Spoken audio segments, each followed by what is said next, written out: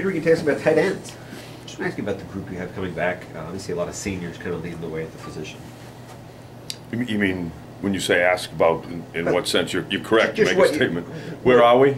Obviously, you're getting to know them on a different level than what you've known in the past. Just how it's been and your initial impressions. It's been absolutely fabulous. The initial impression is there's a tremendous group of people that have some experience. They know what to do. They've got a great I want to about it.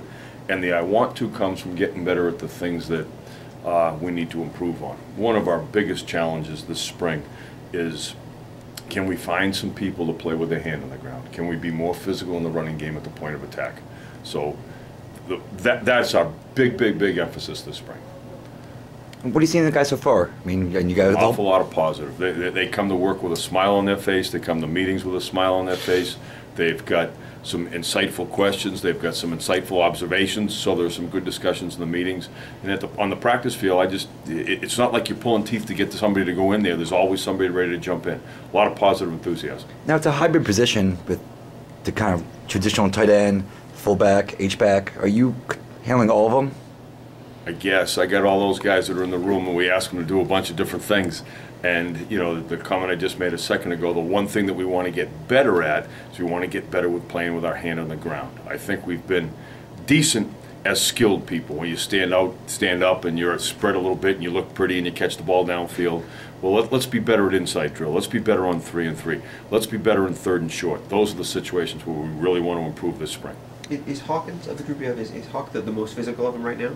Yes, and Hawk is probably playing more fullback than he is tight end at this point in time, but that's just to get his feet wet back. He's coming off of 2 injuries, but he's as big and as physical and probably as true a tight end as we've had, or as we have. Is probably a better way of expressing it. So yes, he's got some physicality to him, and we all want to get to that point. You guys went from the first year when you had Kelly, and it was, you know, fullback, I don't know what percentage of the downs, but a real high percentage of the downs, to last year where it was almost a rarity. I would think next year will be somewhere in between, but do you have a sense for how prominent the fullback could be as a part of the offense? Right now, no. And one of the things that, you know, Coach always says, and it's very true, you're not only competing with the people at your position, you're competing with Coach Fitch and Coach Holtz's mind that what's our best personnel grouping? Do we want to be in 2 backs and 1 tight end? Do we want to be in 2 tight ends? Do we want to play with 4 wide receivers? You know, what personnel grouping is going to get on the field more than the other? So that's a competition within the competition. And then are you one of the top 2 people at that position? Last year we played in an awful lot of 12 personnel with Andreas Shields and Evan Landy on the field, a bunch, 12. And Landy had that hybrid role of moving around and that type of thing. Hawkins adds another dimension to it. I hope Mike McFarland comes along, and Isaac Virgin comes along, and Jay Carlton comes along, and we throw a bunch of people into that mix to where we've got more choices. And certainly we're deeper at wide receiver than we were, so do you play with 4 wide receivers at some point in time? Do you see yourself having a lot more depth at that hybrid position than last spring? That is certainly the goal. You know, by the end of the spring, to be sitting up there in a meeting role saying, all right, if we play this guy, that means we're putting this guy on the sideline. Ooh, do we really want to do that? So that's part of the goal. That's part of the challenge the kids have. Is it right now you're more having like the Landy, the Andre Shields, Isaac Virgin, McFarland as a one-time tight end? There's 4 of them. We can't play with all 4 of those guys. I'm not, so they're all playing different roles. And yeah, exactly. If you can play with a true tight end who's got his hand on the ground, and that individual can spread out. In other words, can Shields get better putting his hand on the ground or spread out a little bit more? Can Landy get better with his hand on the ground? And that creates a whole lot of different scenarios for you. Could you have a sense, with all the seniors you have and all the proven veteran players, where Ty Turner fits in right now?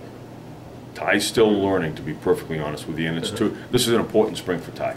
Very important spring for him to find out what he can do, and just as importantly, what he can't, so then we in turn emphasize what he can do. But yeah, it's going to be an interesting spring. Given that he played last year, and you guys have so many seniors, is it possible he could redshirt this fall? And I've never known anything to be impossible, so naturally, yes, it is. Yes, it is possible. Right. Okay. But that's a decision that's made further on down the line, and as they say, above my pay grade. Is Turner right now, is he grouped with the Jeff Hawkins and Chris Bright? We're all in the same room, so the expectations are they're going to know it all. But right now he's working more at the fullback spot than he is at the tight end spot. Is it harder to find a guy with the hand on the ground, as you say, the true tight end? Is football evolved to the point where these guys grow up wanting to split out wide, and you just can't. I don't know. find I as many don't of know those if guys. it's an I want to about it, but with, you know, basketball the way it is, with the spread offenses the way they are, the answer to finding it, is it harder? Yes, because you go and look at more and more high school film, you find less and less guys with their hand on the ground. They're more spread out people. You're looking for that big wide receiver that can come inside and play. You're looking for somebody who's put his hand on the ground and has some experience at it. Yeah. Does it take a special mindset, or rarer to Yes. find that mindset? Yes, yes. It takes a special mindset. It takes a special athleticism. I worked for a guy a long time ago by the name of Bill Bowes, who was a tight end at Penn State, and Bill said the tight end needs to be the most athletic guy on the field. We could argue that here and there, but he does have to have some athleticism to him, especially when you consider size. You know, in bulk, he's got to be able to run down the middle of the field. He's got to be able to block a 3 technique. I know you want. With the number of, just the volume of offensive linemen you guys have now, are there any guys you're looking at when you think about adding a physical tight end? Are there options there in terms of taking a guy that's on the line, but... We're not looking at it right now. You'd like to find it within, but that's always a possibility. I know you weren't a tight end coach last year, but are you seeing improvement in Evan Landy, who now is a second year as basically working as a tight end? From the stuff that I've seen on tape and the stuff that I see on the field, yes, I think Evan's one of those guys who just comes out and works. And just if you're a worker, you're going to get better. And yes, he's getting better. How about like Andre Shields? He's now a senior. I think he's had an awful lot of carryover from the fall and has picked up where he's left off, and he's continued to improve too. Thank you. Beautiful, man. Thank you.